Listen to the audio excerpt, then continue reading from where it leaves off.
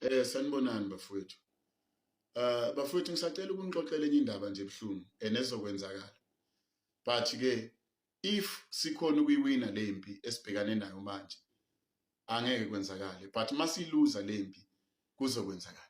Ngifuna ukukutshela kuzokwenzakalani if le ndaba yama illegal foreigners siluza lempi esibhekane nayo. Bafowethu niyazi ukuthi lempi esibhekane nayo asilweli thina.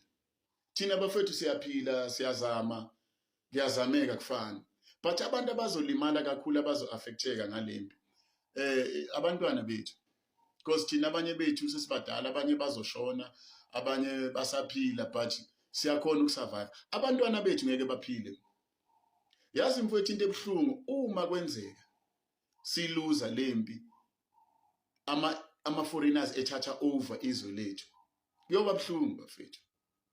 Kuyoba buhlungu okwamanje ngeke ukubone mfowethu. Uyabona labantwana bethu abancane bamantombazane, lezi tubutubunyane esithandayo zamantombazane wethu, angeke zilibone ilanga. Zoba izigqila zocansi, ziyovalelwa emahhotela, ziyolala namadoda more than 10 a day.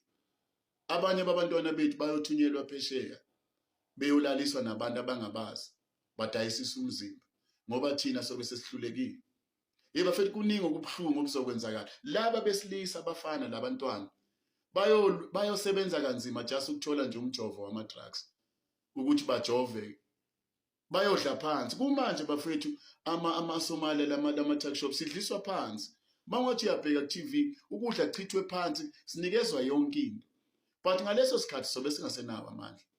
Bengithi mina silwe manje sisenawo amandla, sikwazi ukuthi sibhekane nalesimo ngoba ama-leaders wethu ayazi kuzokwenzakalani.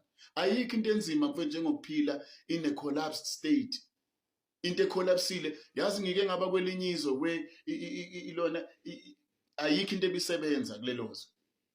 Yazi bewuhamba ufike kuyisithi kumnyama, dark, ayikho impilo ebikhona. Ngikhumbula kahle kwelinye izwe, angeke ngilibize igama lakhona because kuseduzane, sengikhathele ukubiza ilagama lakhona.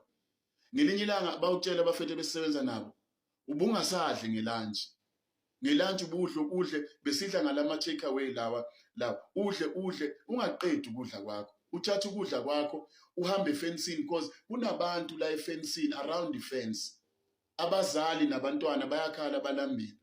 Thina singaphakathi emayini sihlukaniswe effects, but bayasazi isikhathi sethu sokudla, bayeza ngelunch sibanika ukudla. Sometimes ngesikhathi uthi uyabanika because baningi bayalwa bakuthatha lokudla kuchitheka, abanye bakudle phansi. Yaba buhlungu inhliziyo yami ngibone ngathi Nkosi yami lento mayingafika eSouth Africa siyophila njani. So mina ngiyayibona ukuthi if sihluleka bafethu kulwa manje siyophila kabuhlungu.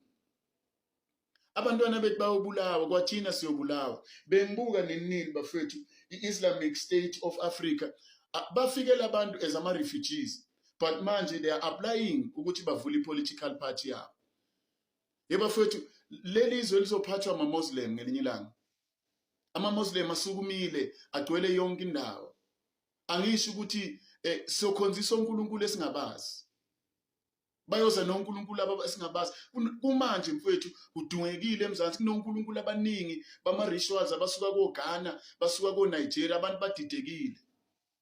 Sikhonzisa into esingayazi because zivumile.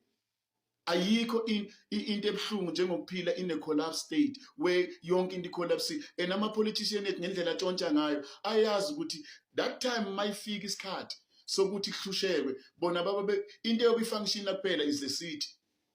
Babe befake high walls, angeke ukhona ungena. Babe benama-generator wabo abaphehlela ugesi.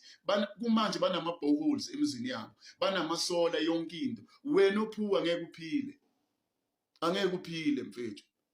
So manje mina ngithi if sinalo ithuba lokuthi silwe, already sisuJesintu usivulile amehlo, wasikhombisa ukuthi bafethu izwe lethu lidayisiwe.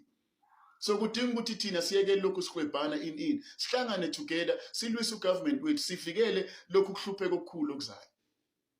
Ayikho mfethu, even uNkulunkulu knows ukuthi umzansi nini uyohlaselwa ama-foreign, but we have to fight. Even noma ungaye eBhayibhelini liyakutshela iBhayibheli ukuthi the foreigners in your land, they will gain more power, and when you lose yours, Deuteronomy lithi they will lend you money when you won't lend them because wena ngeke ube nalutho. and they will be stronger and stronger in your own country. So sidinga ukuthi sisukume sivikele izwe lethu, sivikele izwe labantwana bethu, because abantwana bethu kumanje kunabantwana abathunjiwe abavalelwe koJoburg lapha emahotela, balala namadoda more than 20 a day, bavalelwe ama-Nigeria, and ugovernment wethu uyazi. So bafethu sidinga ukusukuma siyekele ukulwa, sivikele izwe lethu. Mfethu amanye amazwe awaphili, ngihlale ngichazela amanye amazwe awaphili abalekela la eMzansi, and now they want to take over izwe lethu, and thina sithule, silibele ukulwa, silibele ukukhombana, ngabe sihlangana sonke silwele izwe lethu, nabantwana bethu bakhona ukuphila, ngoba nathi salwelwa, nathi kunabantu abasilwele ukuze sikhona ukuphila. Ngihlale ngigcizelela leyo nto ukuthi abantu basilwele, ama-60s ayelo afa efela thina. So bafethu asisukumeni, kuzoba nzima eMzansi, mina ngiyabona kuzoba nzima, ongaboni Nkosi yami ngiyamzwela. Ngiyabonga.